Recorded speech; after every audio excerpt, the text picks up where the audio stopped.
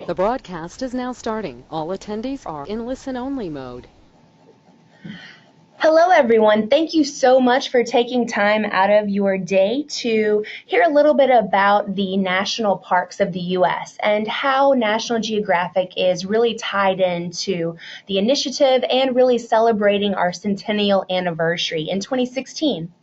So we're bringing you back to nature, really talking about personal experiences and the history of our national parks, whether it's just for you or for family or for you and some friends as well. And I have with me here Ford Cochran, who is one of our National Geographic experts. He is an amazing individual, a geologist and an author. He's also director of programming for National Geographic expeditions. And what that means is that he selects the experts, the people that are grantees that do research in conservation and photography as well, and science.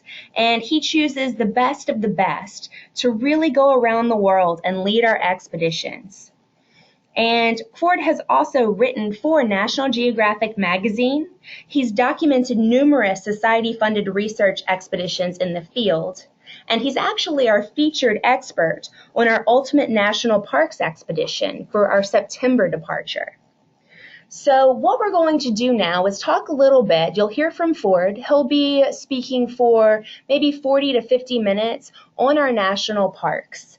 And at the very end, if you look at your control panel, you'll see a question box. In that question box, we'll go ahead and you can type in your questions. So whenever you do that, at the end of the 40 to 50 minute session, we'll go ahead and go through the questions and address anything that you have. We do have quite a lot of people online right now that are also listening to this. So if we don't get to respond to your questions, definitely feel free to send us an email and we will get back to you.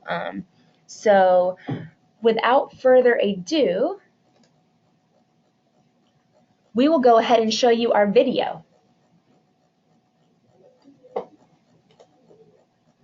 This is a National Geographic video. It's about finding your park.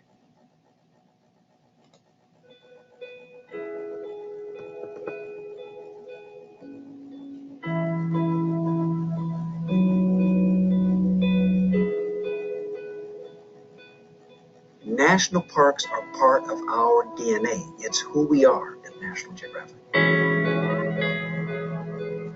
For more than 100 years, National Geographic has been committed to national parks. In 1960, we devoted an entire issue of National Geographic magazine to parks. We called it Land of the Best. And we gave that to every member of Congress with intent. An intent to establish a government agency to manage those parks sensibly and smartly for all of us. 100 years later, it's the anniversary of the National Park Service. And that gives us an opportunity to focus on what parks mean to all of us and also where we're going to take parks.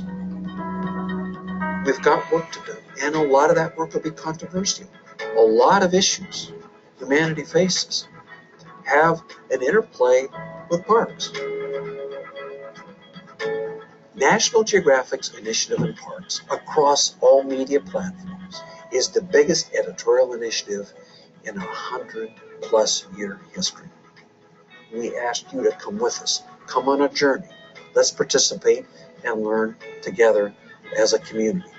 This is the time to celebrate parks, and this is the time to talk about them today and their future. Well, Lindsay, thank you so much for that introduction, and everyone, thank you very, very much for being here to come and hear what National Geographic is doing in the parks, to learn a little bit more about our national parks, my favorite places in the world. Let me make sure I can advance. Here we go. This is Yellowstone at a time of year when maybe many of you, even if you've been to Yellowstone National Park, haven't seen it. This was about 6 weeks ago. It was the end of December, and I was here on National Geographic's Winter Wildlife in Yellowstone expedition. This is part of the trail around the Fountain Paint Pots area, one of the geothermal basins, the many geothermal basins in this spectacular park. So we traveled around the park in bombardiers, classic vehicles like this, snow coaches. And of course, we saw wildlife. We saw bison, for which the park is famous. There were actually fewer than 24 wild bison left in North America's largest herd, the U.S. herd, here in Yellowstone, when finally the Park Service was able to protect them. And they've come back in a big way through the protection of the Park Service. And wolves, famously exterminated in the park and then reintroduced 20 years ago. Now the wolf packs are thriving. This is a photograph I was able to get down the spotting scope of a fellow named Rick McIntyre, who is so devoted to the wolves. He went 15 years straight without missing a single day of observing the wolves, watching and documenting what they were doing. And he was out to meet our group. And of course, we saw these geothermal features. Yellowstone's basically a giant dormant volcano, but it's experienced 3 huge volcanic eruptions in the last few million years, a number of smaller ones in between, and it has the highest concentration of hot springs and geysers and other geothermal features of any place on the planet. In fact, more than half the planet's features, geothermal features, are located in Yellowstone. So here's a beautiful hot spring. We saw the Grand Canyon of the Yellowstone River, so colorful in the summertime with the pastel-colored walls of the canyon, in winter draped in snow. That white heart in the center of the photograph, at the middle of that, is the lower falls of the Yellowstone River, just stunningly beautiful. The Old Faithful Inn, one of my favorite places in the world to stay. It's closed in the wintertime, but you can still go visit outside. We stay in the Snow Lodge when we're there in the winter. And this is a famous example of what's called parkitecture, a style that uses local materials and really harmonizes with the look of the national parks. I just love it. And its namesake, the most famous geyser in the world, Old Faithful. This was December 26th. The night after Christmas, there was a nearly full moon, and it's nearly midnight while the geyser is erupting. In this photo, shot with my iPhone, it was almost 20 degrees below 0 Fahrenheit when I took the picture, but worth it to see this. And so we all had a great time together. We've gotten back the evaluations from travelers on the trip who all said that it exceeded their expectations. It did for me and my family as well. So I want to tell you about another family trip I took a couple of summers ago. This is my then fiance, now wife, Kathy, and the tall boy in the background. He's now 6'5", he's 15. Then he was 13, that's Cole. And then Ryan, my stepson, in the foreground at right. They wanted to come and see the national parks. I had taken Cole to Yellowstone and the Tetons when he was 7 years old. I really wanted to get him out and share those parks with him. But after that trip, that was in Grand Teton National Park. This is atop the Old Faithful Inn, folding the flag in the evening on that trip long ago. But none had been to the national parks of the West apart from that. Kathy and Ryan had never been out west into the parks. And so I wanted to share them with them. So we planned a trip. We dropped into Las Vegas, got a car, stopped at the Neon Museum out there to see some of the legacy of Old Vegas, and then headed out into the fantastic outdoors. We crossed Hoover Dam. This is Lake Mead, big reservoir. That white line around it, they call it the bathtub ring. The water is way down. Of course, the West is pretty dry these days, and all the big reservoirs are standing at a fairly low level. And then we went on to Grand Canyon National Park. We woke up in the morning to this incredible view, looking down from the South Rim. And pictures really don't do it justice. I'll show some pictures, but there's nothing like being there. This is Ryan looking out from the balcony outside our room. We took hikes in the park, hiked down into it. I posed the boys in ridiculous fashion. We had great fun, having an adventure, and immediately we were having an absolutely fantastic time. From there, we went on to Bryce Canyon. Really, Bryce is an escarpment. One side of it eroded into these incredible, what are called hoodoos, these spectacular otherworldly formations. So much to see, little windows looking like eyes. And then on to Zion National Park. This is called the Checkerboard Mesa. You drive down into it and you're on a valley floor. You can hike up from the valley floor. If you really are feeling rugged, like getting a good workout, you can hike up a few thousand feet, as we did, out to a place called Angel's Landing for a spectacular vista of this red-walled canyon.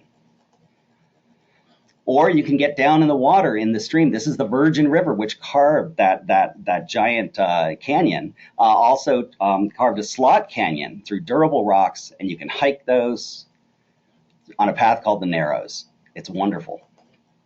Then back to Vegas for a night, finishing that loop over the course of a week. So a night to sort of cleanse the palate, or whatever the opposite of that might be.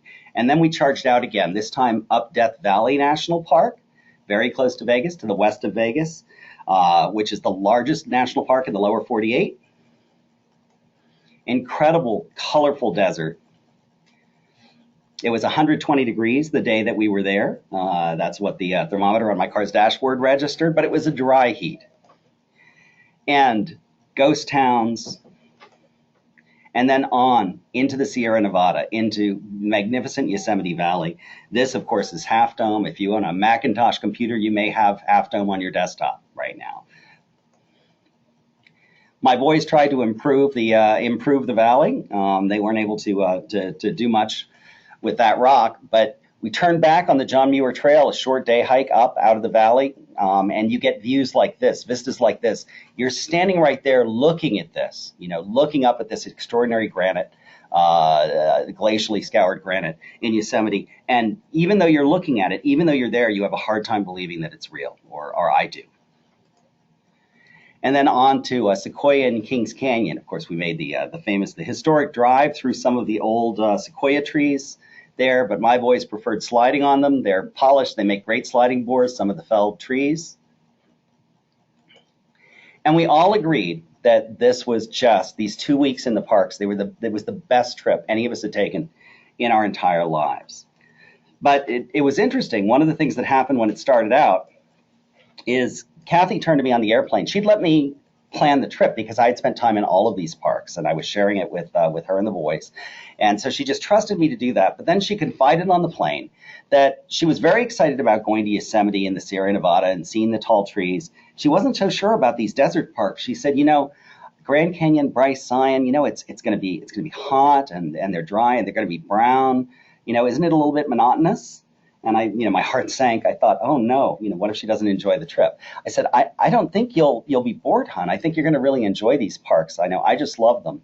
And yes, there's a lot of desert out west, but they're all different. Practically everywhere you go, even when you're driving, anything that's not in a national park could well be in a national park. It's so magnificent and so beautiful. I think you'll like it. Fingers crossed, but let me know. So that morning when we got into the Grand Canyon out to the South Rim, it was well after dark. We got up in the morning and we went outside and we looked into the canyon, and Kathy just broke down and wept. She just cried. She was so overwhelmed. As I said, no picture can do some of these places, and certainly not the Grand Canyon justice.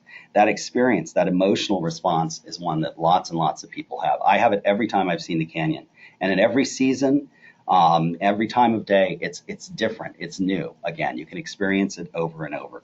And so these are places where we really find ourselves and we find the things that matter. And that's the kind of joy and awe that I know all of you can experience in the national parks. Maybe you have, and I certainly hope you will. Oh, and we were back last summer. We chose a park to get married in. It was Yosemite. Nature's cathedral. It's great. You don't have to do much to dress it up if you're going to have a wedding there. People tell me this photo doesn't look real. We actually were standing there with the valley behind us. So, cheesy photos. Let me tell you about another trip to the national parks. This one by a fellow named Gilbert Grosvenor. He was the editor who really defined what National Geographic is, that we would be a popular journal, that we would use photographs and gatefolds, fold-out spreads in our magazine, and maps to tell stories about the planet for everyone. So for 50 years, editor for many of those years, also the president of the society. A fellow named Stephen Mather, who would become the first director of the National Park Service. He invited a number of people he thought could be influential in helping to make the case that America needed a National Park Service to manage the parks. We had a handful of parks in 1915 when this camping trip took place. It was called the Mather Mountain Party. And Gil Grosvenor went out, spent 2 weeks amid the sequoia trees in the Sierra Nevada with Mather. And by the end of it, he was completely committed to the cause. He came back and he devoted the April 1916 issue of National Geographic magazine to what he called the land of the best, to build the case that America needed a National Park Service. And later that year, we would get one, something called the Organic Act, which we actually helped with drafting, was passed by Congress and signed by the president.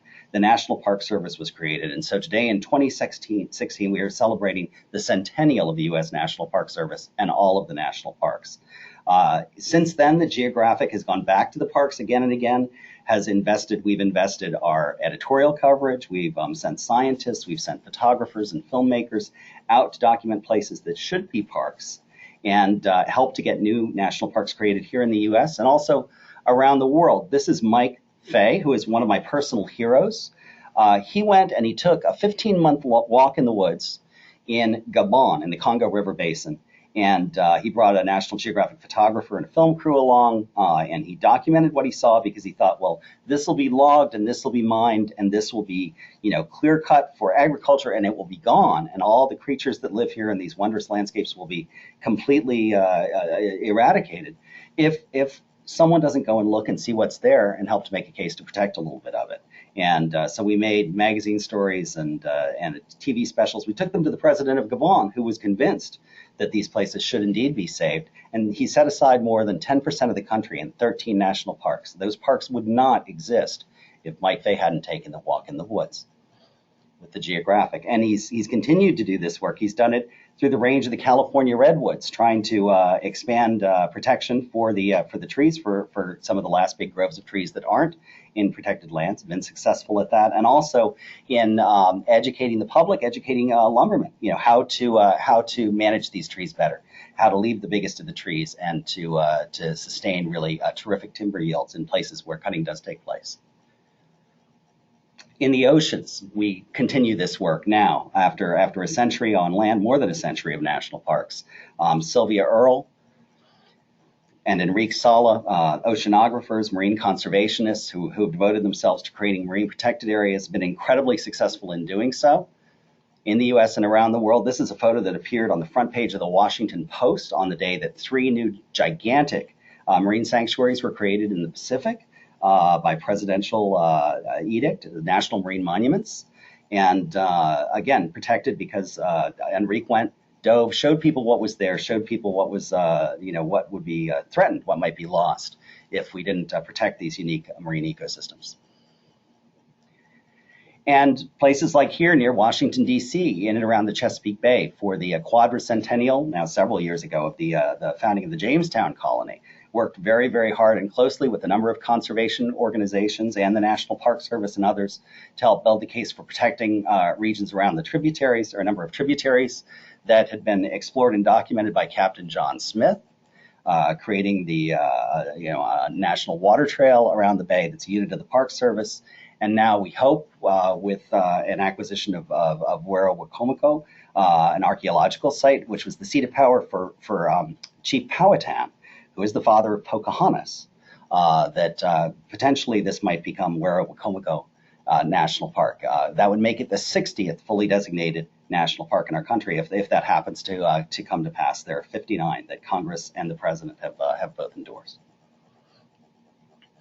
So this fits well with the National Geographic mission, just in brief to tell you what that is. In 1888, we were created to increase and diffuse geographic knowledge, and that really means we would learn new things. We'd go out into the world, look at places that hadn't been seen and document it at least, and document them, bring it back, and diffuse. We would share stories of them. And so since about 2000, we've said we inspire people to care about the planet. And that's acknowledging that many of the stories we're telling are about places that are threatened, cultures that might be vanishing or changing rapidly. And so really wanting people to conserve the wondrous things about our planet. Or as we say now, to inspire, to illuminate, and to teach. These are the things National Geographic exists to do. Now, my shorthand for all this is just personal, but for more than a dozen years, I've been telling folks that we exist to explore, explain, and help sustain the natural and cultural wonders of our world. And how do we do it? Well, we invest in the stories we tell. We've given more than 12,000 grants for research and exploration projects. So many of the stories we cover in our magazine, on our channel, on our website are about work that we funded. And then, of course, we use media to the best of its potential, at least as best we can. Words and photos, maps, video, interactive media online and on mobile devices. We want to tell these stories and bring people inside them. And we offer firsthand experiences. Before we had a magazine, we had lectures. People would come back from their expeditions. They would tell stories here in Washington, D.C. at our headquarters about what they do. Now we have lectures all over the country and the world, exhibits here in Washington at our headquarters and traveling exhibitions. And through our expeditions, real first-person experiences where we can create a distilled experience of the best of a place that we want to share with travelers. All of it, to my way of thinking, is about immersion. It's about taking people there, giving them an experience of a place that's memorable and meaningful so that they can connect with it, understand about it, care about it.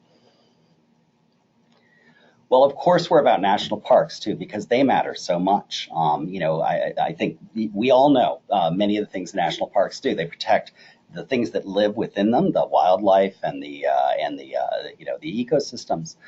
They also protect these fantastic landscapes, these absolutely extraordinary geological wonders you find in them, as well as cultural sites of extreme importance, historical sites. They're places that scientists continue to study, sort of natural laboratories out in the world. They're great for the communities that live nearby.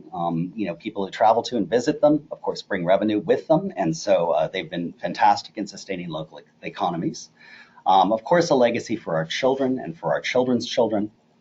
But ultimately, also, I'd like to think about what parks mean to each of us, for us and our loved ones. They're places that really restore the soul. Peaceful places, sanctuaries, where we can get away from a sometimes too busy world. Great for the body and the spirit.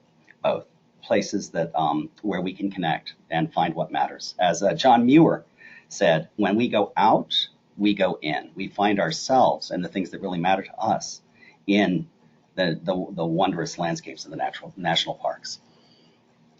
So as I said, 2016, this year, is the centennial, the 100th anniversary of the National Park Service. And the Geographic is doing so much to celebrate that. We're going to have stories in every issue of our magazine, starting with the January issue. January and February are out, and more are coming all throughout the year. We're celebrating the parks, and in Traveler magazine. On the National Geographic channel and Nat Geo Wild, we'll have TV specials. We started late last year. They're going to continue through this year. There's a live event called the Bio Blitz with events in hundreds of National Park Service sites. There are actually more than 400, 59 big, fully designated national parks, but also monuments, historical sites, national trails, national lake shores and seashores. So there's so many sites, and there's going to be a big species inventory, 24-hour inventory run right through the night, May 20th and 21st, and many, many units of the Park Service. So there's likely to be one near you. It'll be great fun if you can get out for that. We have new books, guidebooks, and history and maps, and the Great Courses course that I worked on. My friends in the books division asked if I'd show you some of these, and I'm delighted to do it. That National Parks Guide in the upper left-hand corner is absolutely fantastic. I've used previous editions of it for years. There's a brand new edition, and it was a fantastic resource when I was working on that course about all the national parks. Also a history written by Kim Hecox, who is a wonderful storyteller. He was featured in the Ken Burns documentary series on the national parks. Absolutely great. And then these terrific resources for kids, wonderful books for kids, a guidebook written for them, activities for the car, all of it. Beautiful Trails Illustrated maps the Geographic produces. I always take these with me to the parks. And my course, if at the end of this you want to hear more from me, 36 whole lectures about every national park. But what I'm really excited about are all the incredible expeditions we're offering for travelers to the parks. We'll have expeditions and adventures, more rugged adventure trips that sort of get you out kayaking and trekking and all of that within the parks. Adventures for families. We have for photography buffs. We have photo expeditions with National Geographic's photographers. Small ship trips, trips for middle school and high school students, the student expeditions. And then we have lodges, which are a great base camp to stay in and custom journeys. So much. So, for instance, we have expeditions here in the Northeast to Acadia National Park in Maine, beautiful coastal park. You can travel to the Grand Canyon, Bryce, and Zion. If you want, you can hike into the Grand Canyon on a National Geographic adventure. Or you can get to Glacier National Park, absolutely spectacular glaciated landscapes, beautiful mountains and lakes. You can kayak around Glacier Bay in Alaska in ice-filled lagoons, or take a small ship through the bay. This was under, a few centuries ago, this was under thousands of feet of ice. Just a few centuries, the ice has been retreating very, very fast, and more than 60 miles up the bay. And see marine life, seals and whales and bears as well on land. Student trips, we have to many destinations, many of the parks, Yellowstone, so photogenic. Arches National Park, where you'll find the highest concentration of natural stone arches in the world.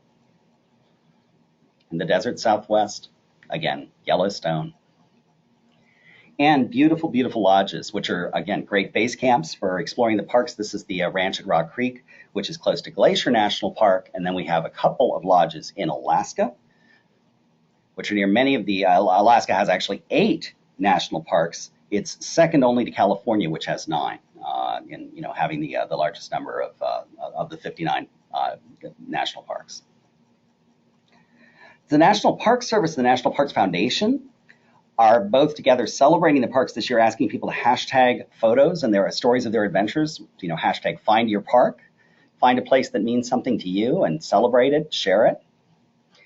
I've got a good friend who's actually here at headquarters today. I was just talking to him about 20 minutes ago. His name's Jonathan Irish. He and his partner Stephanie are traveling to all 59 of the major national parks this year and telling stories about them. They've got an Airstream, and they're using the hashtag 59 and 52. And so I'm so incredibly jealous. He's here at headquarters because he's in Shenandoah National Park. He's headed back out there this evening, and it's close by. So I'd love to do the same. I'd love to take all of you to every national park, but there's a couple problems. I don't have an Airstream, and we don't have that much time. But I was thinking maybe if I'm fast, I hope I'm not speaking too fast, but maybe we could get to all 59 in 30 minutes. Could I take you to every national park? I hope so. I hope you'll stay with me, because that's what I'm going to do, is take you on a whirlwind tour just to see what's in these parks. I know some of them will be familiar probably to all of you, and some will be familiar to some of you, but probably almost all of you haven't seen all the parks. I know even as I was writing my lectures about the parks for the great courses, I was stunned at some of the things that are in the parks that I wasn't aware of before I started really researching them in detail. They're all magnificent. So let me share 59 and 30. So first, let's begin with the world's very first national park, Yellowstone, its neighbor, Grand Teton National Park, Yellowstone in Wyoming. This is a beautiful photo, actually a photo mosaic made by a photographer who shot for more than 24 hours in the park, day to night series, and absolutely beautiful. This appeared in the January issue of our magazine. There's Old Faithful. And of course, the hot springs, the geysers, and incredible wildlife, the wolves in Yellowstone. Beautiful park. And nearby Grand Tetons, vista made famous by photographer Ansel Adams. It's beautiful in the summertime, these mountains rising over the valley, Jackson Hole. That valley purchased by John D. Rockefeller Jr., given to the United States of America. He had to work very hard, in fact, to give it away, but finally incorporated into the park so that the two together could be preserved as Grand Teton National Park. And it's just as beautiful in winter. Saw it when I was there visiting Yellowstone, drove down, and was there with my family as well. Pacific hotspots. Yellowstone sits over a volcanic hotspot, but so do islands in the Pacific. They've got a very different volcanic character. This is Halemaumau, the crater in which the goddess Pele, the fire goddess, is said to live on the big island of Hawaii, Kilauea volcano. And that sits on the flank of an even larger volcano, Mauna Loa, and then Mauna Kea, its neighbor. These two very tall mountains, they're 14,000 feet. They're so gentle, but they're very tall, 14,000 feet above sea level. If you drain the oceans and took them all the way down to their base on the deep sea floor, they would be taller than Mount Everest. These would be the tallest mountains on Earth. And new land is being made here, brand new land. And Pouring lava pours into the Pacific Ocean. It's a magnificent thing to see. Steamy by day, but if you come at night, you can see it. Sometimes you see an orange-red fire hose, they call it. I spent 6 months tramping around the volcanoes on this island when I was doing my graduate field work in geology. And you can walk beneath the lava flows as well in lava tube caves such as this one, the Thurston lava tube. And then just an island away, just about 140,000 years ago, this incredible volcanic caldera formed, a Haleakala, a little bit older, and this is what time will do. It looks like a lunar landscape. Extraordinary. And then at American Samoa, far across the Pacific, another volcanic island national park. Pago Pago, the biggest city there, actually sits in a volcanic caldera, and much of the land surrounding it is preserved in the National Park of American Samoa, as are beautiful beaches, spectacular green cliffs. It's gorgeous.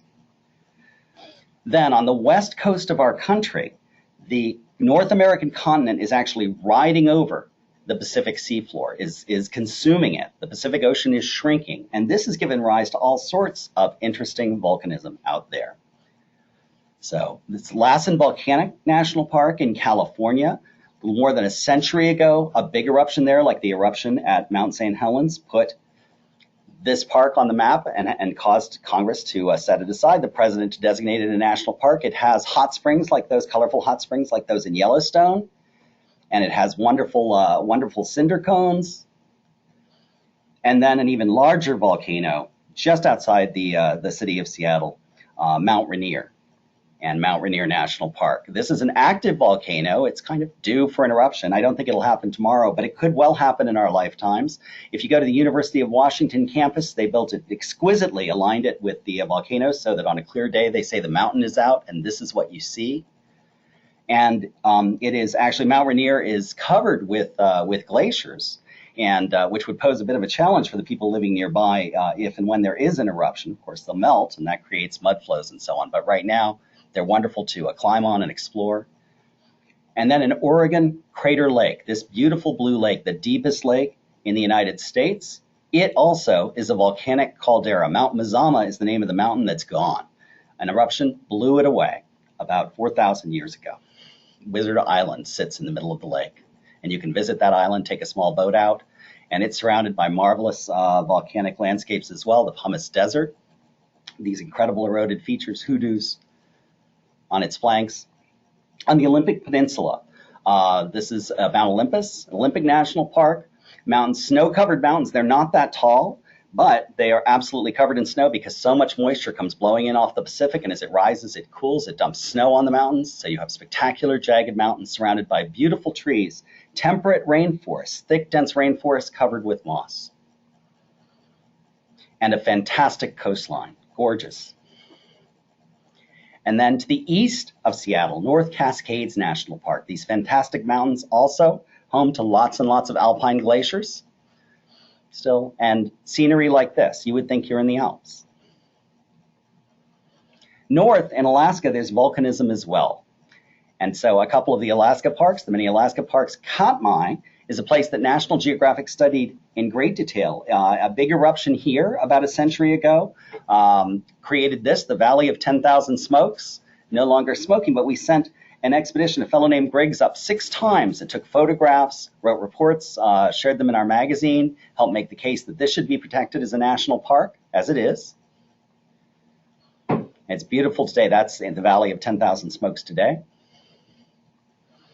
And it's home to fantastic wildlife, bears who come for a drive-by meal, braided streams, and then nearby, Lake Clark. This is Mount Redoubt, very close to Anchorage. One big eruption of this, a jet plane flew through the plume and had to make an emergency landing. It shut the engines down. A little bit disconcerting for everyone aboard. Fantastic volcanoes. And then, of course, you're far north in Alaska, there's ice. So we talked about Glacier Bay, this beautiful bay with all sorts of glaciers coming and feeding into it. Glaciers are like big conveyor belts of ice, pulling material down from the mountains, melting and calving into the bay. You can climb on some of the glaciers. And then Kenai Fjords National Park, which is home to ice-filled lagoons, such as this one, and the Harding Ice Field, big, big ice field. And more glaciers that you can hike on. You can put on crampons, and you can actually go climbing around on the glacier. Then back to the Sierra Nevada and the big trees. So there's us spoiling a view that's better when you see it without us. Yosemite National Park. This is another of the incredible photographs, the day-to-night photographs from the January issue of that park. What's called tunnel view. You emerge from a tunnel that takes you into the valley. And this is what greets you on the other side. You stop and you gape. Absolutely awesome. Half Dome, the tallest waterfalls on the continent. Another view of Half Dome, and that wonderful glaciated landscape. Big troughs, U-shaped troughs that once held thousands of feet of ice. Scoured granite. It's a landscape that inspired both of these gentlemen, John Muir and Teddy Roosevelt, great champions of the national parks. For those who really want a rugged climb, you can enter a lottery, and if you're drawn, you can climb right up to the top of Half Dome. Of course, an even more rugged climb would be climbing up the sheer face of it. But I'd say the cable ladders are rugged enough for me. And then tall trees, which you find in both in Yosemite and in Sequoia National Park, just south in the Sierra Nevada range. Here's the General Sherman tree. Absolutely enormous. These are the largest living trees by volume. And Kings Canyon, which is like a Yosemite, but it was kept pristine. No roads, just trails. So you really have to hoof it if you want to see all the splendors in Kings Canyon. Morro Rock in Kings Canyon. And then the tallest trees, redwoods, and the California redwoods, and here, Redwoods National Park. Keep an eye out for ewoks. Then parks that were created by motion, landscapes, at least of these parks, created by motion along the San Andreas Fault and parallel faults on the West Coast. Pinnacles National Park, a very new national park. Also a granite landscape with boulders and overhangs, they call them alcoves. Channel Islands National Park, a big block of granitic terrain that's been rotated off the coast of California. And strange landscapes. This is something called caliche. It's a calcium carbonate. It's drawn up through the soils and evaporates to form these odd formations there. And then the largest marine mammal rookeries here in the lower 48, in fact, in the United States, are on the Channel Islands.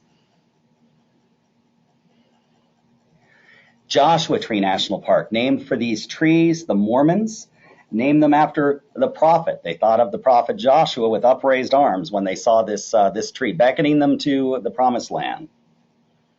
And this is granite as well, eroded into these incredible boulders, fantastic rounded shapes, wind blasted. This is called Skull Rock for, I think, obvious reasons. And it's got a great mining legacy as well, as do many of the national parks. So, incredibly tall parks of Alaska. The biggest national park in the United States is Wrangell St. Elias, and it has many, many tall mountains, included the United States' second tallest mountain in it. Wonderful landscapes, almost completely pristine, and glaciers. Just a few roads into this vast park. One of them takes you here to the Kennecott Mines.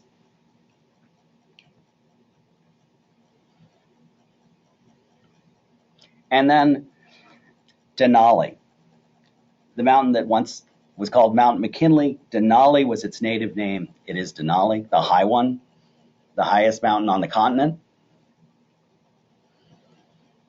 Home to grizzlies and other bears, lots and lots of wildlife, otters. And then way to the north above the Arctic Circle, Gates of the Arctic, the northernmost national park in the United States. No roads, but landscapes like this. You need a bush plane to take you in. And any of these parks, of course, great places if you're there at the right time of year to see the northern lights. So from cold and northern, low, hot, and dry. Death Valley National Park. The lowest, hottest, driest place in North America. Badwater Basin, well below sea level, parched, covered with salt. The Devil's Golf Course. Dante's View, but it's simply beautiful. Colorful, beautiful, strange, otherworldly, worth the heat. Look at the person in the lower right for scale. And this, called Racetrack Playa, it was a great mystery for almost a century how rocks on Racetrack Playa left these trails behind them. No one had seen them move. And people wondered, was it a hoax? Was someone pushing them? How could they do it without leaving tracks? Turns out ice forms around them on particularly cold nights, and if the mud is wet enough and a wind is blowing, it'll push the rocks along on the ice. Someone just captured it on video a little more than a year ago, posted it to YouTube. And again, ghost towns. Oh, and this home, made of 30,000 glass bottles, because why not? And then the bristlecone pines in Great Basin National Park, the oldest living trees, thousands of years old, some 5,000 and 6,000 years old. And again, fantastic basin and range landscapes, mountain ranges adjacent to low basins and desert. Now back east, we have old mountains, older mountains, the legacy of the formation of the supercontinent Pangaea and collisions that came before. Like the nearest national park to me, Shenandoah National Park, here close to Washington, D.C., just to the west. Absolutely beautiful any time of year, particularly so when the fall leaves are turning.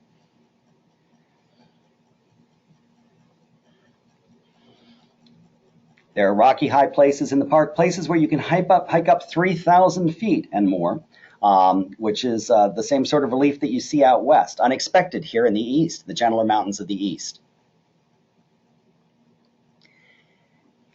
And then a broader part of the Appalachian Range, Great Smoky Mountains National Park, of course named for the wonderful mist and fog and the clouds that hang on the mountains at certain times of day. This is actually America's most visited national park because it's such an easy drive for so many people living here in the more densely populated East Coast. Clingman's Dome, the highest point in the park. Mountain streams. Cades Cove, a place where Appalachian life, old Appalachian life is celebrated. And also a place at the top of Mount LeConte, the LeConte Lodge. You have to book early, but if you can get a room up here, it's a real getaway. You're in another world when you're up on top of Old Smoky, as they say. Then in Arkansas, a little tiny park named for its hot springs. It was a natural spa. Stephen Mather loved it, and so the Park Service acquired it as a national park. And so it's America's smallest national park, but wonderful historic spa. You can go and take the waters, as people have done for well over a century there. And then Cuyahoga Valley, the Cuyahoga River, travels between Dayton and Cleveland, and this stretch of the river has been set aside in the middle of all that sort of urban landscape. There's this wonderful oasis that follows the river, and it's a national park. Dune fields. You might think you need to go to the Sahara to find dunes like these, but you don't. The Colorado Rockies have formed a catchment where winds coming in from the west encounter winds coming down, the cold winds coming down out of the mountains from the east. The winds from the west are bringing sand, and it accumulates at the base of the mountains to form an incredible, huge dune field, Great Sand Dunes National Park. All the different major kinds of dunes are found here, just as you would find them in the Sahara. And you can even sandboard down them. They rent sandboards just outside the park. You can take them in. It's sanctioned by the Park Service. Or far to the north, Kobuk Valley in Alaska. Also, incredibly northerly park. No roads, but beautiful sand dunes. And then there are marine parks that are administered by the National Park Service and coastal parks.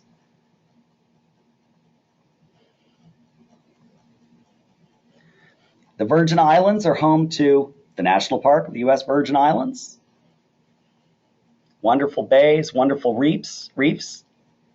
And then just south of Miami, Elliott Key. Developers wanted to make another Miami Beach here. And the extraordinary outcome of a battle to preserve it, a few people standing up and saying, no, we need some nature here close to Miami. They were able to preserve Elliott Key and Biscayne Bay behind it in their natural state. So mangrove forest. And then down to the south, the Dry Tortugas, where you have the largest brick fort in the world. But 99%, actually more than 99% of this national park is underwater, and you'll need a boat or a seaplane to get there. Now, the Guadalupe Mountains, this national park is dry today, but it's formed primarily of what's called the Capitan Reef, a huge Permian age reef complex, the same formation that nearby Carlsbad Caverns is located in. So fantastic buttes and mesas. And then to the northeast, Acadia National Park. Now, Acadia is full of granite domes, just as Yosemite is. Only Acadia, the eruptions that formed this granite as magma chambers deep beneath volcanoes, they formed about 300 million years ago, when the ocean that existed before Pangaea formed was closing, and Pangaea was being created. This giant continent, Pangaea, was being created. It caused volcanoes that produced magma chambers that became the rocks of Acadia National Park. Now beautiful carved coastline, bald mountains, lakes, boulders, and some real challenges. I don't think anyone would build the Precipice Trail today, but I'm grateful that they did. If you want a challenge, just hang on tight, because you're hanging on iron on the side of a rock and a cliff. So I just saw Bruce Springsteen perform Pardon the Pun, but when I talk about Badlands, I think about his song. He was terrific. Catch him if you get a chance on this tour. Treating us good are Theodore Roosevelt National Park. Well, of course, this most conservation-minded of American presidents was inspired in his youth by time that he spent out west. He left politics and New York to go and ranch in the West, raise cattle, and he just loved it. He loved the landscapes. He loved the lifestyle. He fell in love with the West while he was out here. And these Badlands are home to his ranch. There are few sensations, he said. I prefer to that of galloping over these rolling, limitless prairies, or winding my way among the barren, fantastic, and grimly picturesque deserts of the so-called Badlands. And this is what the landscapes look like. The sediments that form these beds are full of clays that expand when they're wet and contract when they dry. They expand so much like accordions that plants can't get a footing on them, can't take root on the slopes, and so they're exposed and they erode like this. Just beautiful. And you see the same thing in Badlands National Park, the same sorts of features. This is called the wall. A road follows it, and then just fantastic, fantastic formations in the park. Color, vistas like this, like another world. But when you talk about erosional landscapes, you have to talk about the Grand Canyon, Earth's grandest. And again, this another photograph by Steve Wilkes, the photographer of the other day to night, night to day photos that we ran in January. Just beautiful in every season, from every vantage.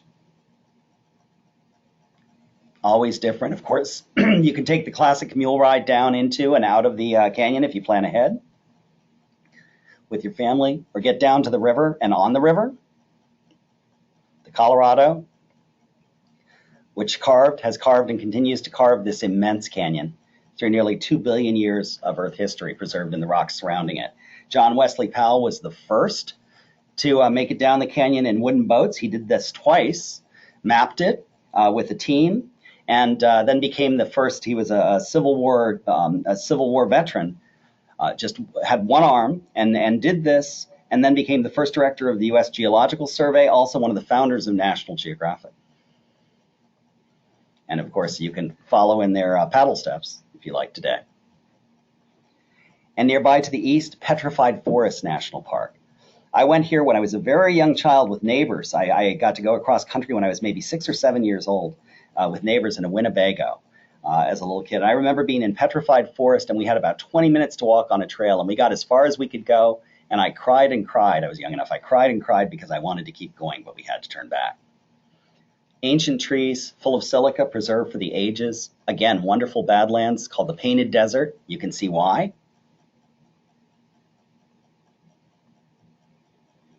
And then, not far away on the what's called the Colorado Plateau in Utah and Colorado, incredible erosional marvels. Bryce Canyon.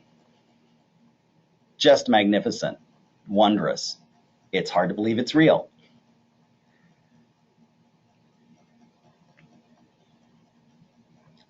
These are called hoodoos.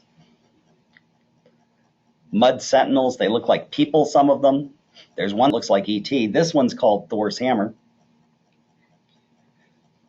I tell you, it looks like a face. Eerie to be walking under that, hundreds of feet high, and it's watching you as you hike the trail. Lots of stone arches and windows. Trails like this.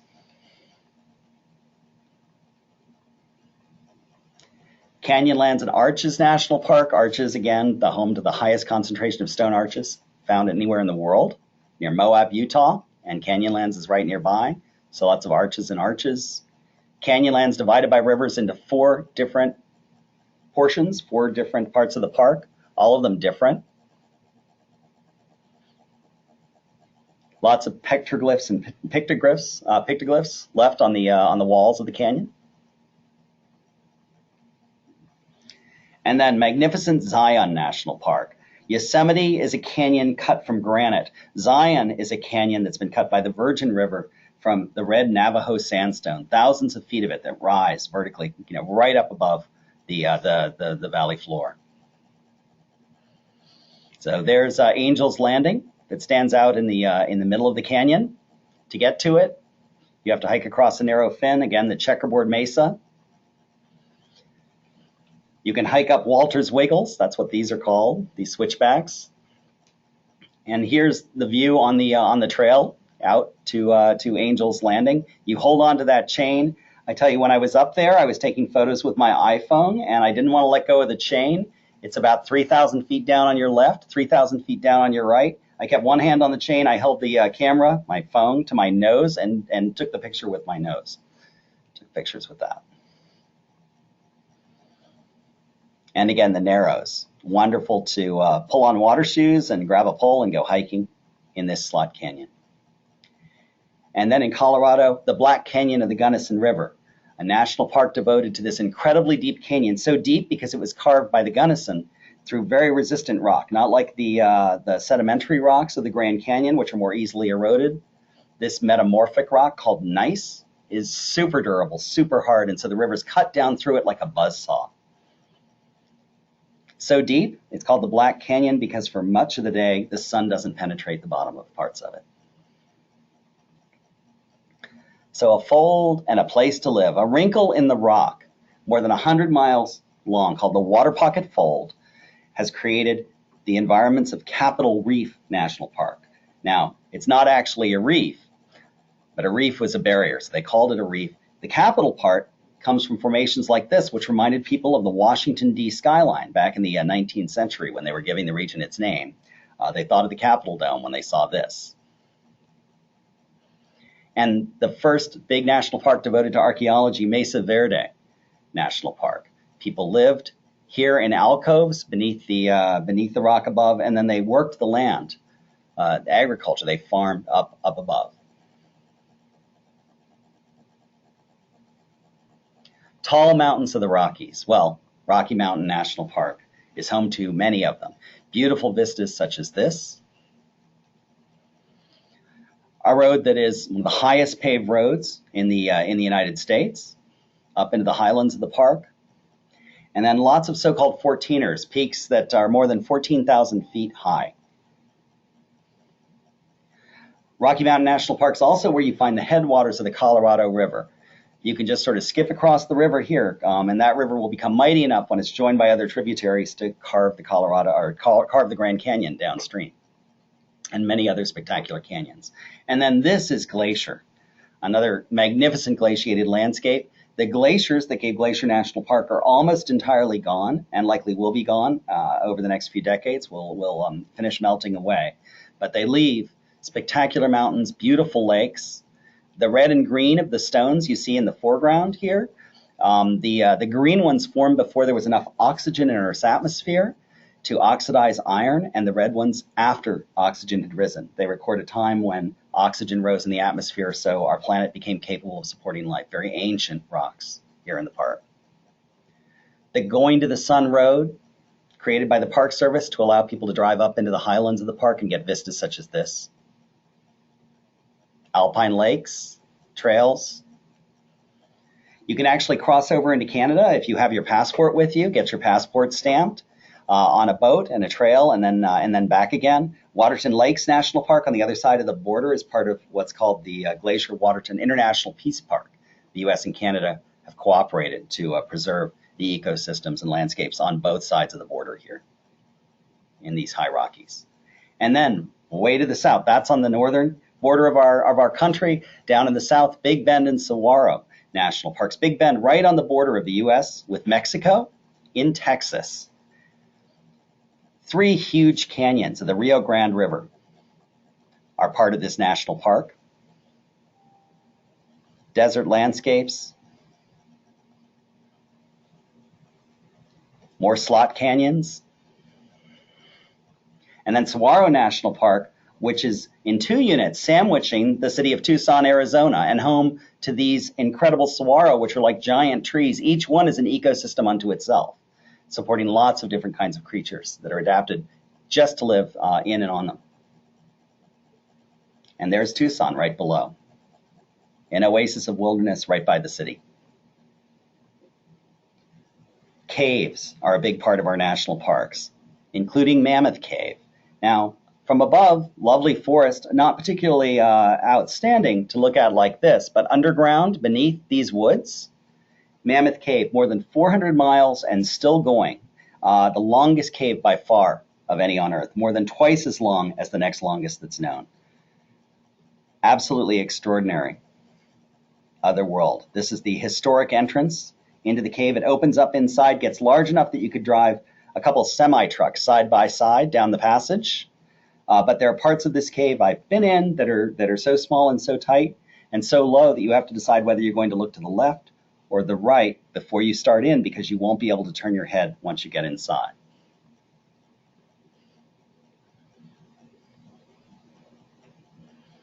The Echo River, deep, deep in the lowest level of the cave. Blind crayfish. And you can, if you plan ahead, you can book a wild cave experience there, which is great. I took my kids to do this and have done it myself on exploration trips.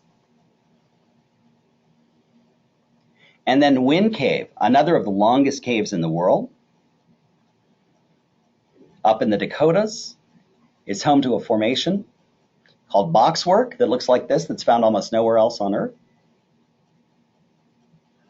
And then absolutely spectacularly beautiful Carlsbad. The caves at Carlsbad, including the most famous Carlsbad Caverns, the most beautiful I have ever seen, by far. Incredibly, wonderfully decorated caves. Huge stalactites and stalagmites, flowstone draperies. Bats still go by the thousands and thousands and thousands. They come out every evening to go and hunt. They come spiraling out of the giant mouth of Carlsbad. And also within the park, this is something that visitors don't typically get to see, but an extraordinarily beautiful cave called Lechuguilla that happens to be the deepest cave in the United States, more than 1,600 feet.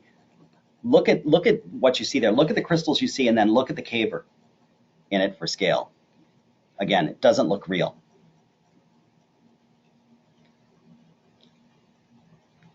Wetland near wetland parks, the Everglades, a river of grass, created to preserve its incredible wildlife. In South Florida, more mangroves and sawgrass,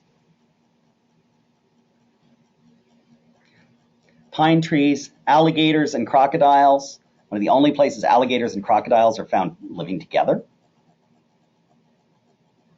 Boardwalk trails. You can kayak here. You can walk the trails. Plan your visit, though, carefully. Certain times of year, the mosquitoes will eat you alive, so be careful. And Congaree National Park in South Carolina, again, one of the newest national parks. Technically not a wetland because part of the year it's dry, but most of the year the bottoms of the trees are submerged in this fantastic old growth forest. And then finally, at the center of our continent, scoured and old, the core of the continent, Voyageurs National Park on the border with Canada, named for the French voyageurs, the trappers, who paddled these waters, searching for beaver pelts and other furs to bring back east to trade.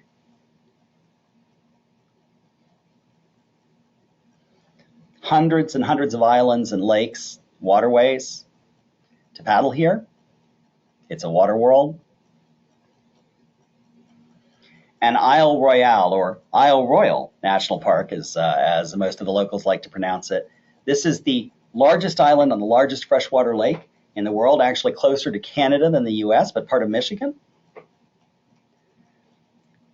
And again, a place to find solitude, beautiful in summer or winter. And that brings us back to Yellowstone, the world's first national park. And I hope you've enjoyed our very brief tour of America's national parks. Thank you for coming with me today. Thank you very much, Ford. We'll go ahead and take some of the questions that you have. If you have any questions that you haven't put in, now is definitely the time.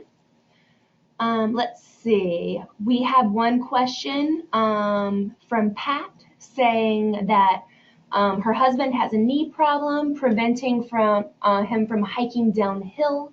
Would this be a problem on an expedition?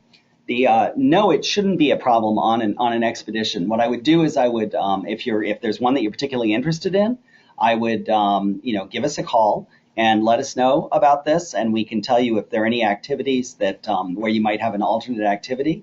But I think typically for an expedition, there would always be things that you could do that wouldn't require a great deal of hiking. So probably not for one of the NG adventures where you would do a fair bit, but definitely for one of the expeditions, it should be fine. Great. And Leah asked, can we recap the how slide? So we're actually going to post this video on YouTube. So you can definitely kind of get another look again, Leah, at this. If you do that and just type in National Geographic Expeditions and National Parks, we hope to have this up sometime tomorrow. So if you check later tomorrow, you should be able to get the video, including the house slide. Let's see. What is the best photographic equipment to have for travel in the parks? I would say you can, I work for National Geographic, right? I have for nearly 25 years. Most of the time what I carry with me is my iPhone. So, if you have a smartphone, an iPhone or an Android, you probably have a terrific camera with it. For many people, that'll be completely sufficient. You can take wonderful photos. If you have a small point and shoot camera, that'd be fine too. If you want to take something, a digital SLR or a so-called mirrorless camera, the new smaller high-end cameras with lenses, those are great too. I know some of our photographers have told me that what they like to carry is two lenses at least. Sometimes they'll have two bodies, but two camera bodies, so they don't have to switch the lenses. But one fixed, maybe in the sort of 30 to 50 range, and one that's a telephoto with maybe a zoom to it that they can use when they want to zoom in. So something that's a little bit wide and then something that's flexible.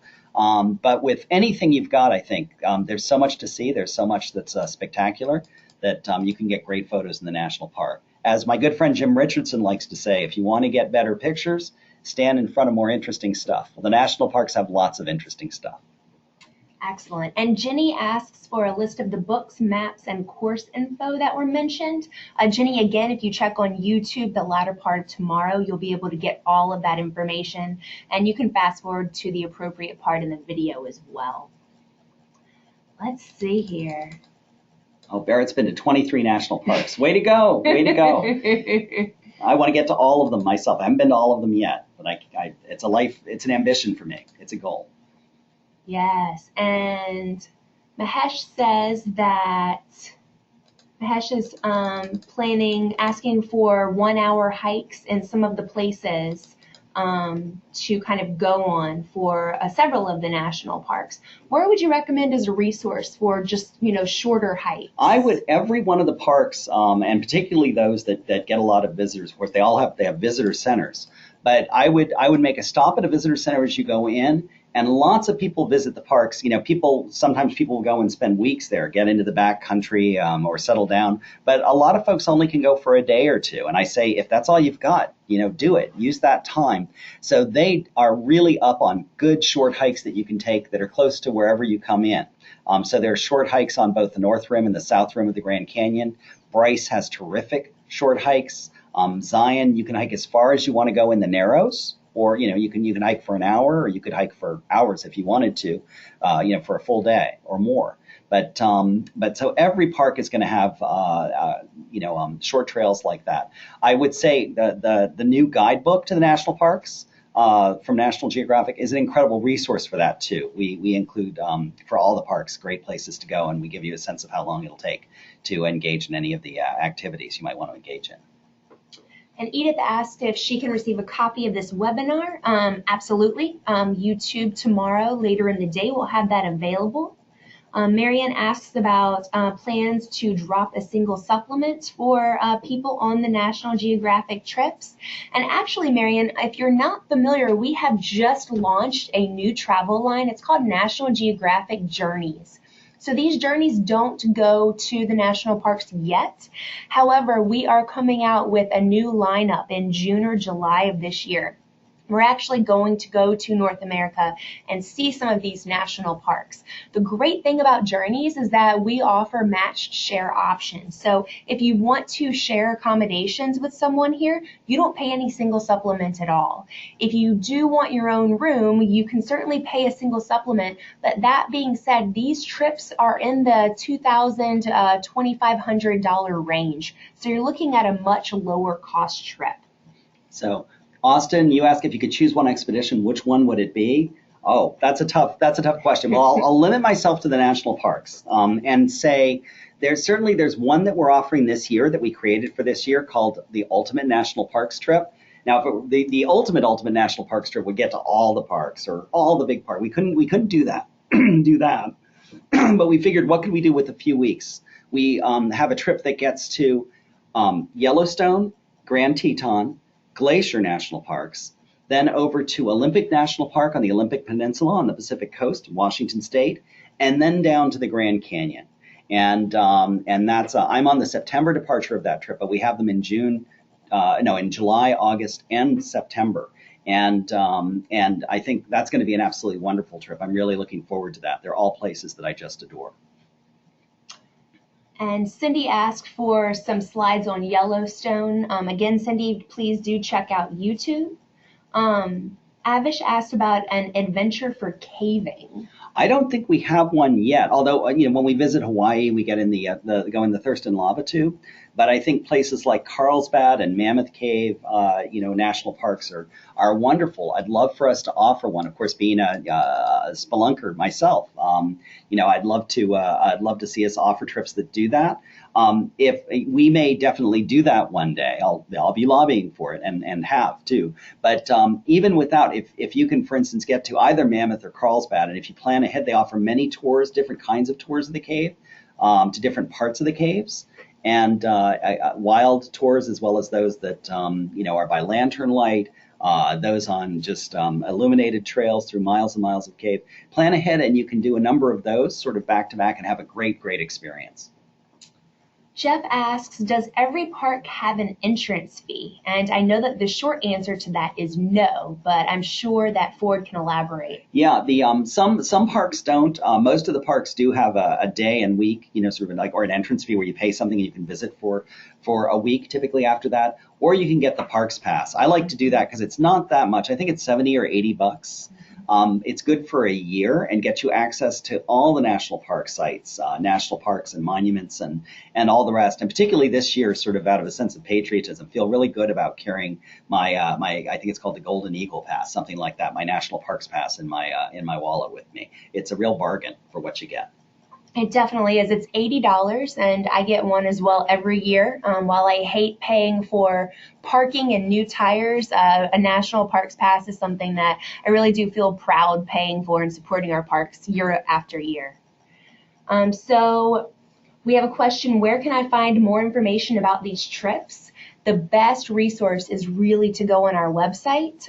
You can put in National Geographic Expeditions, and you can type in the search box in the top right, National Parks, and it will show all of our different itineraries across the board. And we do have a lot, and we have them across really all different types of demographics and trip types. I think it's worth pointing out that our expeditions to national parks, they're all led by National Geographic experts. So people that we are giving money to and sponsoring, people that really excel in their field of expertise, whether it's geology or photography or wildlife conservation. It's these people that are leading your trips with you.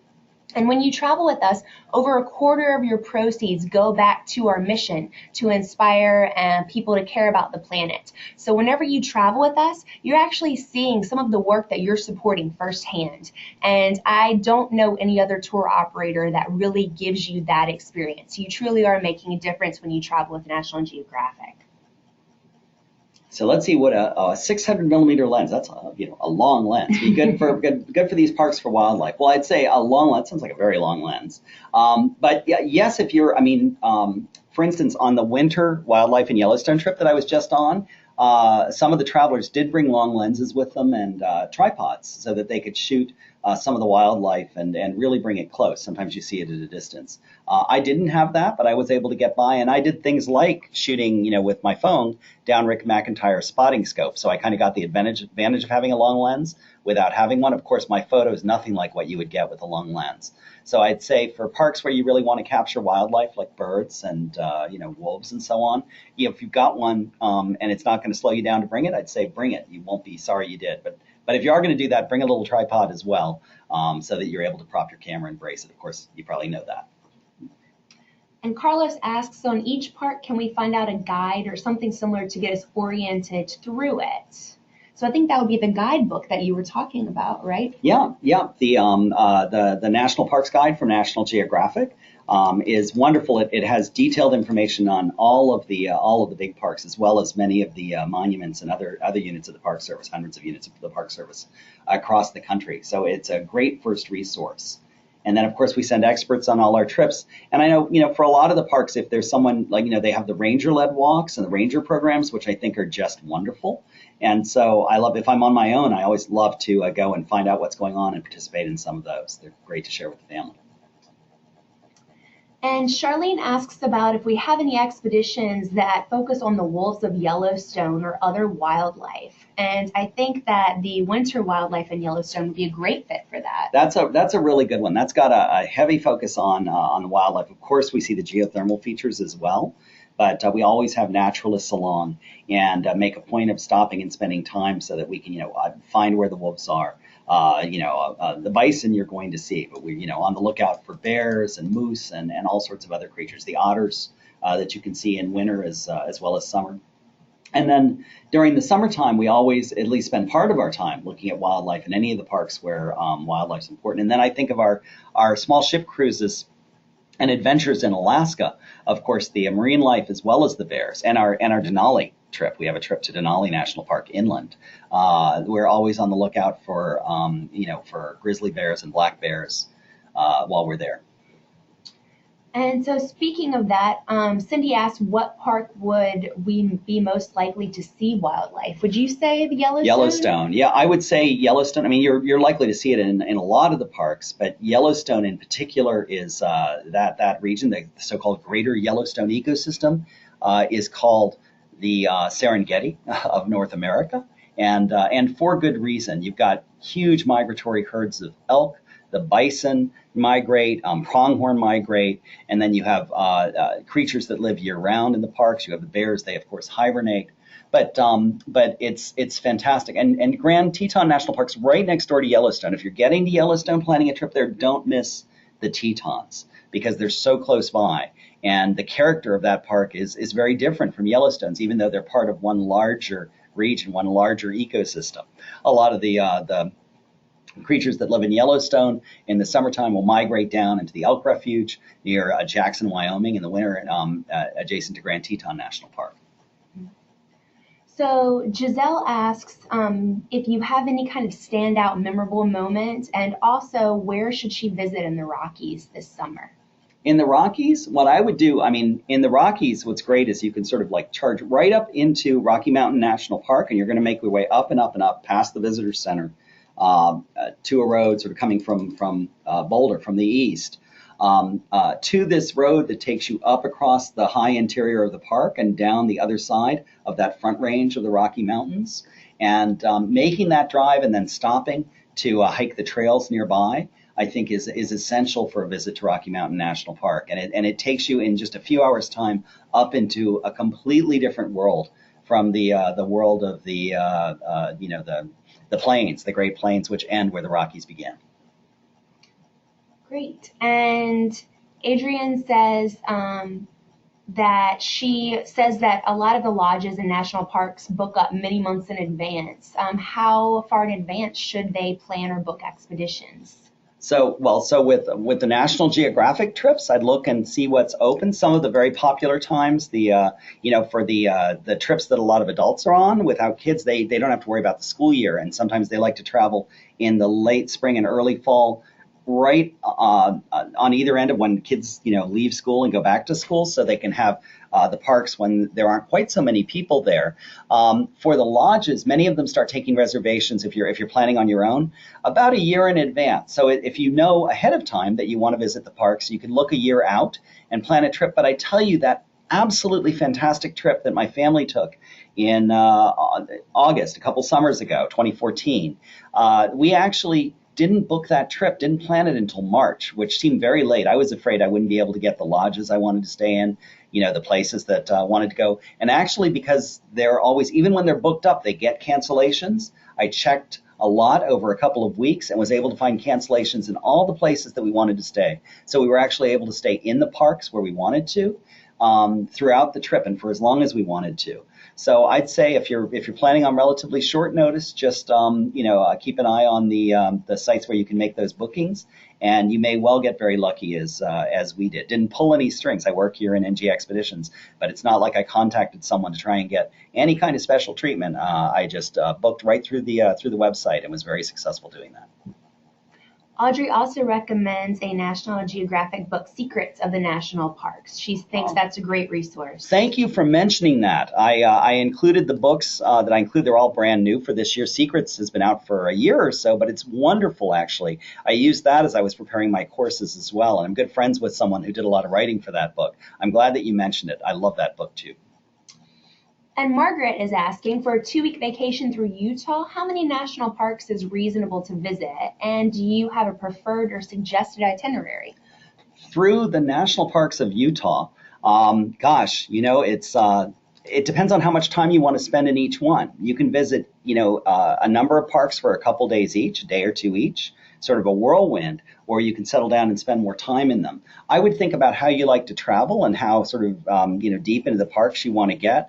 There's so much that's wonderful to see there. I mean, Canyonlands, Arches, Bryce, Zion, and more. That I would say, if you've got 2 weeks, you probably, unless you really want to sort of hike sort of deep into the backcountry and camp out for days, you probably could hit all of those parks and really enjoy your time there. Have an absolutely splendid time. Of course, the entire state of Utah, like Arizona, much of western Colorado, almost all of it could be national park.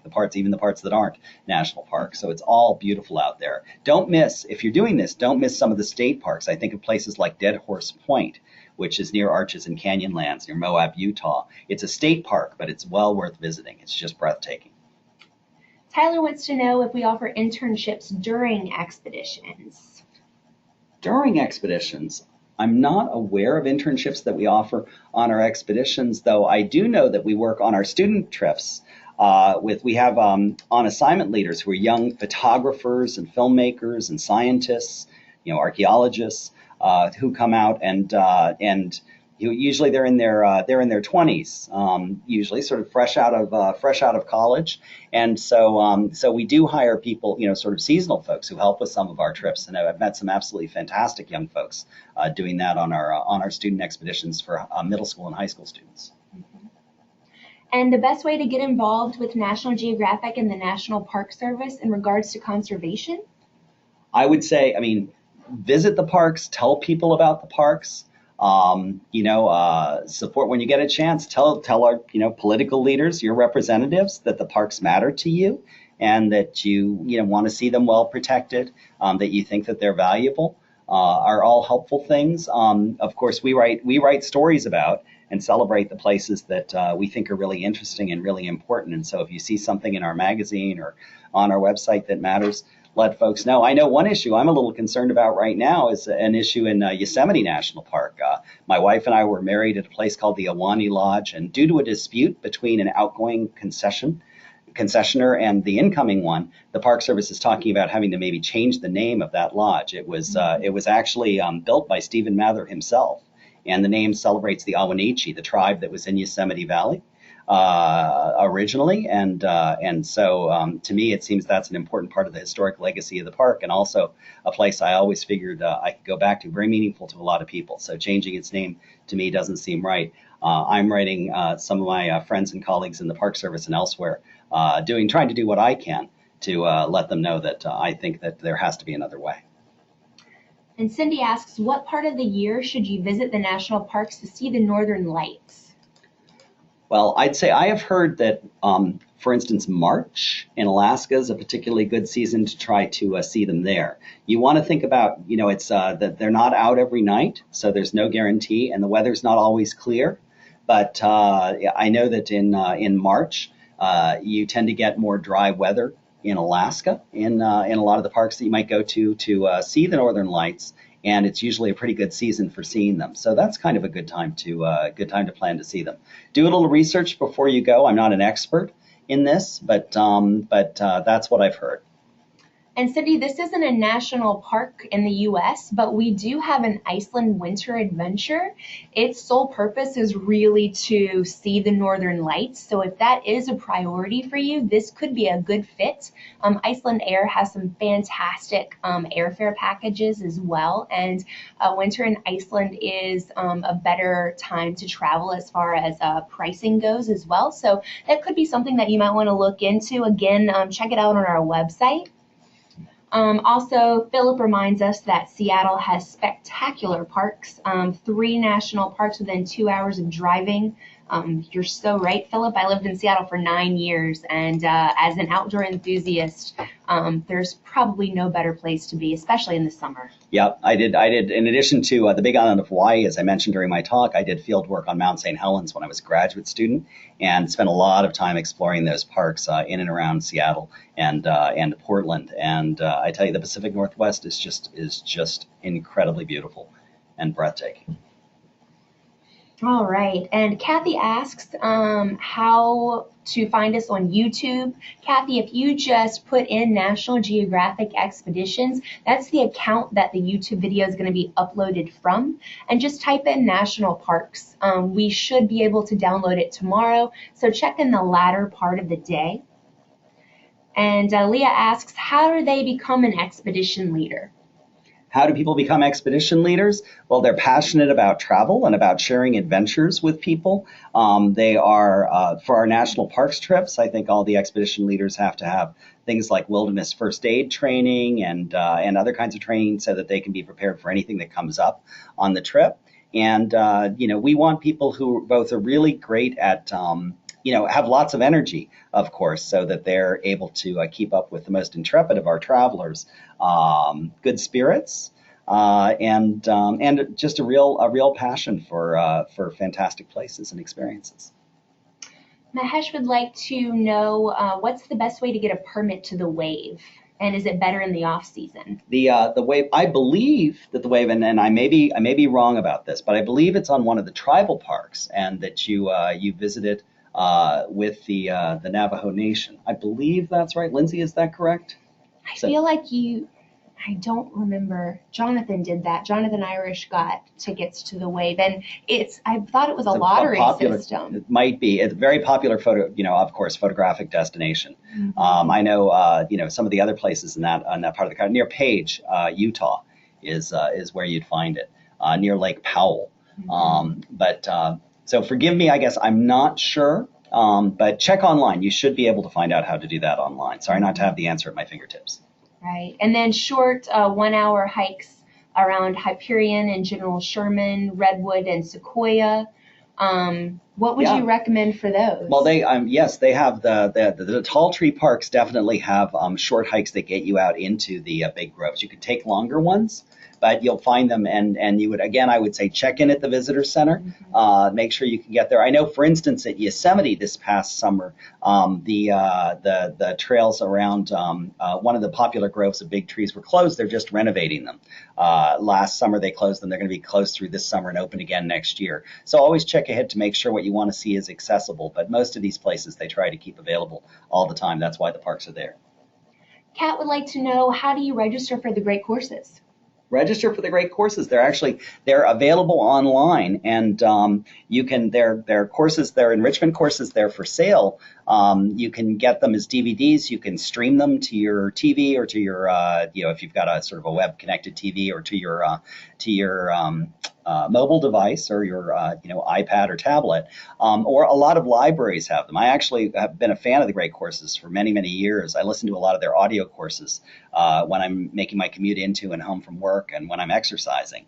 But a lot of libraries have them. So if you want to try one but don't feel like buying one, that's also one way that you can get them. And Ford, Kathy'd like you to repeat the sentence where you said, if you want to take better pictures. Oh, this is Jim. Photographer Jim Richardson has said this. Now, he may have been quoting another photographer, so Google that to make sure, he was the first if you're going to quote it yourself elsewhere. But he likes to say that if you want to take better pictures, because he's asked all the time, how can I take better pictures? You're a National Geographic photographer. If you want to take better pictures, stand in front of more interesting stuff.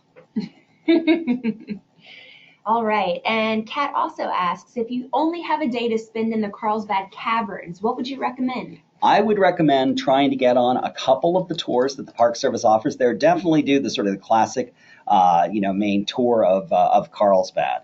You might have time to work in another one, and then the landscape up top is really interesting as well. If you have time to make a hike above the cave on the surface, and then if you can at sunset, be there for the bats when they come out. That's just really a classic thing to experience in that national park. And Melchizedek says, U.S. parks are well explored by Nat Geo, but does Nat Geo have plans of exploration to parks from other countries? We absolutely do, and in fact, it's an ongoing part of our mission and a focus for the editorial coverage we've made. I started out telling that story of Mike Fay in Gabon, and how he was able to get a number of national parks created in the country of Gabon, really just through the effort of going out and seeing and documenting what was there and sharing it with the political leader, the president of the country at the time, President Bongo, who was moved to set aside much of the land as national parks. Since then, we've worked. It doesn't help much to create a national park if you can't protect it, and that takes money and people, resources. And so we've worked very hard to raise lots of funds, as have other conservation organizations, to protect those parks. But we've done that in lots of places around the world, and continue to. I think Mike's next project involved going to a number of places elsewhere in Africa that he wanted to see conservation status for. So parks, World Heritage Sites are things we celebrate, things we help to build the case for creating and protecting. And then also, as I mentioned early in the talk, we are very, very much about trying to raise the same sort of awareness of the oceans. Of course, many of the resources in the oceans, many of the wonderful seascapes and marine life are invisible above, but once you get below the water, you can see them and appreciate them. And there are places that are every bit as wondrous as the things you see in our national parks and deserving of similar protection. The seas have gotten much less protection over the years than parks on land have. And so, for instance, if you Google Enrique Sala and pristine seas expeditions, you'll see his work with the Geographic and lots of partners to travel to places, some of the last pristine destinations in the oceans around the world, raise awareness of them, document them, bring scientists along to document what's in them, and media teams to help record what's there, and build the case for protection. And we've been very, very successful in getting huge marine parks created around the world. I've participated in some of those month-long research expeditions to get that done. I'm very, very proud of having played even the smallest of parts in that. So Mahesh asks, what rim of the Grand Canyon is best? If you have time, would it be best to visit all the rims? If you have time, it would be best to visit both the North and the South Rim. So I would say neither is best. They're both wonderful and in somewhat different ways. The South Rim has a lot of history. There are a lot of different kinds of accommodations on the South Rim. It's relatively easy to get to. And from there, lots of historic hikes, wonderful, sort of cultural sites. The North Rim, there's the wonderful Grand Canyon Lodge on the North Rim, where we stay on some of our trips. And it's a little bit less visited. You can feel like you have the world and the place sort of to yourself up there, a little bit more than the South Rim in the high season. So I'd say if you got time, do both. But you won't lose with either. They're both great. Mahesh, I'd also like to add, I lived in the Grand Canyon for 6 months, and if you're physically inclined, I would highly recommend that you get away from the rims and really experience in the Grand Canyon itself. Some of the best places, Phantom Ranch, some of the best hikes really are in the canyon. You can see the different climate zones. You can see so many amazing and spectacular scenery, going rafting in the canyon as well. There's so many ways to see it. If you have time, I would recommend doing that.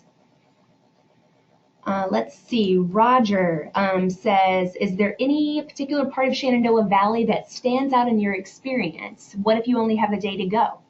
I would say, Shenandoah National Park depends on whether you want to do much hiking or not. Just making the drive along Skyline Drive, I think, is a wonderful thing. Stopping at the overlooks, making short hikes. If you have a day and feel like a pretty rugged hike, one that's popular and that I just adore. I just took my family to do this hike last September, so not so long ago, about half a year ago. We went up Old Rag, and that'll give you a workout, but it's just marvelous. You get incredible vistas. You hike up from off Skyline Drive, not on Skyline Drive. You come in from the east. And below the drive, and hike up to Old Rag, and then you just get magnificent vistas, 360-degree views on the rocky top of that peak. Cindy suggests that there's a possibility of seeing endangered condors with 9-foot wingspans on the increase at the Grand Canyon, which I think might be Canyon. Yeah. That's fantastic news. I know how endangered they were for so long. Excellent. So Carlos wants to know which moment is the best time to avoid mosquitoes. You mentioned that. Look it up. I haven't looked it up lately to know, and I don't want to steer you wrong on that. So I would say do a quick Google search and check and see when they're when they're sort of not out. I think in the height of the summer, it's not so good, sort of spring summer, but it might be sort of late fall and winter. When you can appreciate the Everglades without them. But don't quote me on that. Check online or contact the folks in the park to see. Leah would like to know, she's been to all 50 states, and she's only 30, and she wants to go to Alaska. And any recommendations on travel there? Oh my gosh, yeah. Well, Alaska, of course. The thing about Alaska is, and it's when you visit that you'll really appreciate this. It's things are so far flung there. Lots of destinations are only available by small plane, and so it makes it hard to just unless you have time and a fair bit of money to jump around, to get to some of the more remote parks up there, or to do lots and lots of things back to back. I'd say it's a place to slow down and spend some time in each of the parks that you visit. Of course, several of these parks are very, very close to Anchorage, and so you can get out and appreciate some of those parks within driving distance fairly easily. And then, of course, Denali and Glacier Bay are both magnificent in their own rights, and places it's probably a little bit easier to get to than some of the more northerly parks in Alaska. Excellent. And Leah also says that Haleakala National Park is a fantastic place to watch the sunrise in the mornings. Oh, I see someone's recommending Mahesh, Fundamentals of Photography 1 and 2 by Yes. Joel Sartori. Joel is another of my heroes. He is so much fun. Those courses are an absolute delight. And he's also got a short course on travel photography, but Fundamentals 1 and 2, 2 is brand new. One's been out for a couple of years, are among the best and the most popular great courses out there. Joel's fantastic. He's great. If you ever get a chance to see him and hear him talk in person, do that. And he is working on an incredible project where he is trying to document as many of the endangered species as he can photographically. And he calls it the photo arc. And his photographs have been projected around the world in Paris, on the Empire State Building in New York. Made a lot of news with that. Because when you can see a creature and look it in the eye, just as with people, you're more likely to care enough to want to know what you can do to help. All right, and last question. We're running out of time here. Leah wants to know the hashtag about sharing your photos. Yeah, if you're sharing your park photos, it's hashtag Find Your Park is the one that the Park Service and the National Parks Foundation and National Geographic encouraging everyone to use to share their photos of the national parks and their stories about them this year. So please do that if you get a chance in 2016. Spend some time in the parks. There are bound to be some near your home. Get to them or back to them if you haven't been in a while. And maybe if you have time, make a plan to go somewhere far away and see a park you haven't seen yet. They all have something wonderful for you to enjoy. Excellent. Thank you all very much. Thank you.